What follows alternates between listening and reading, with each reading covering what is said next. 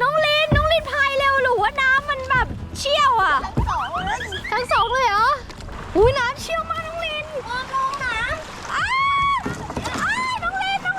ห็นน้องลิน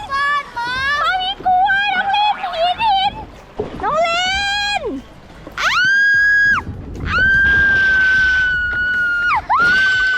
ช่วยด้วย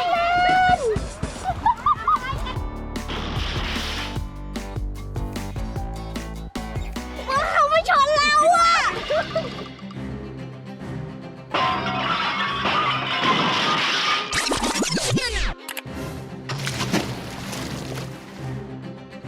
ไม่ถือไม้ ปล่อยไปเล่นมา ไม้ไว้จะปล่อย พี่ลินปล่อยถือไม้ไว้